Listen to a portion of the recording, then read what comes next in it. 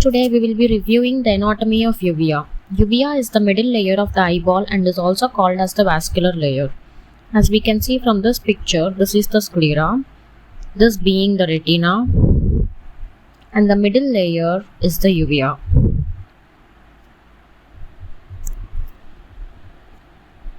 It can be divided into three parts, namely iris, ciliary body and choroid. This is the iris and this whole being the ciliary body, and the posterior most part is the choroid. Now let's begin with iris. It is the most anterior part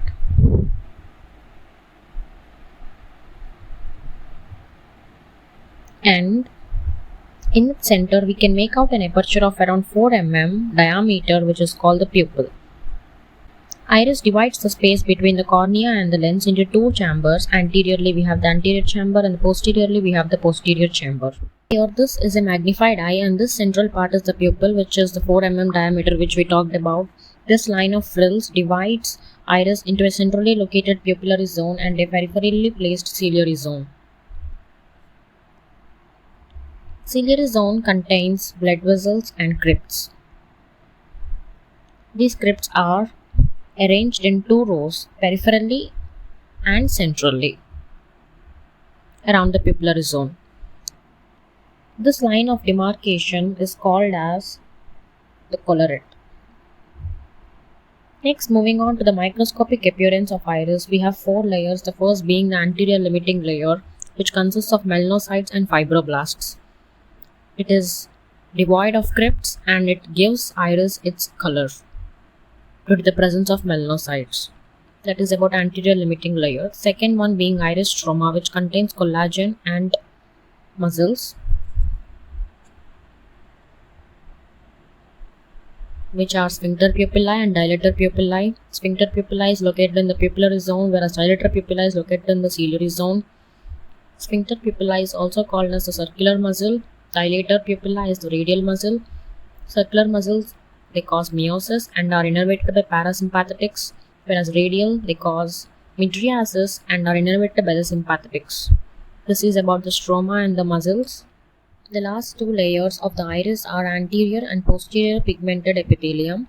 Here is an image depicting all these layers. We can see the collarette dividing into the pupillary and ciliary zone. Then we can see the anterior limiting membrane, below which we have the stroma with muscles, so sphincter pupillae in the pupillary zone and dilator pupillae in the ciliary zone, and below which we can see two rows of epithelium, which are anterior and posterior pigment epithelium.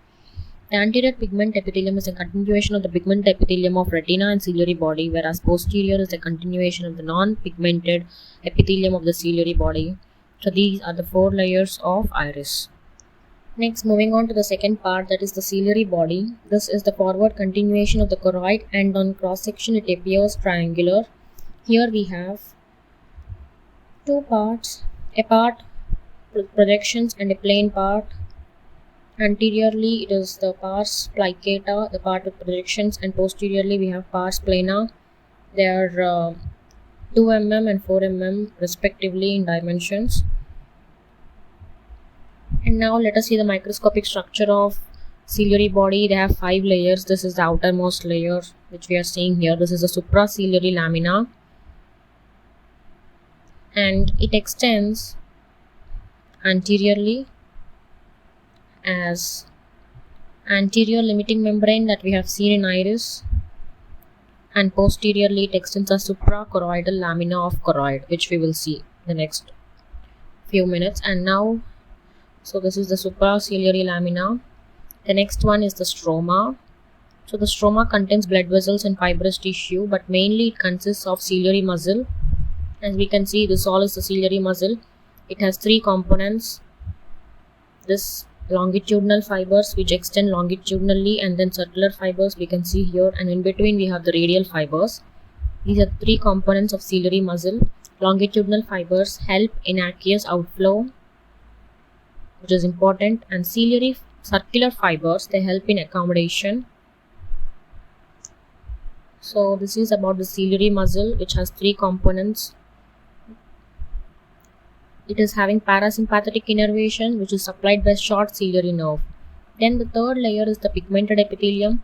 The fourth is the non-pigmented epithelium, and the fifth is the internal limiting membrane.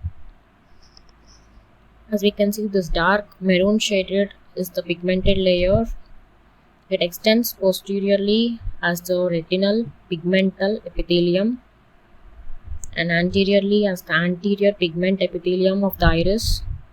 And the orange layer is the non-pigment epithelium, which extends anteriorly as posterior pigment epithelium, and posteriorly it extends as sensory retina. So the innermost layer is the internal limiting membrane. So these are the 5 layers of the ciliary body.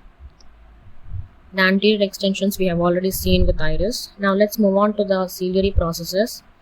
These are finger-like projections from the ciliary body and are around 70 to 80 in number, each 2 mm long. Their functions are very important: aqueous humor secretion and accommodation.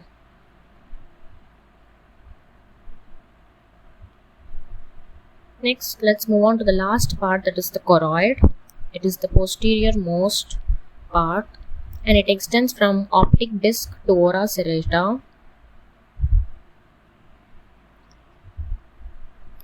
As we can see, it consists of 3 layers, suprachoroidal lamina being the first, and it consists of melanocytes.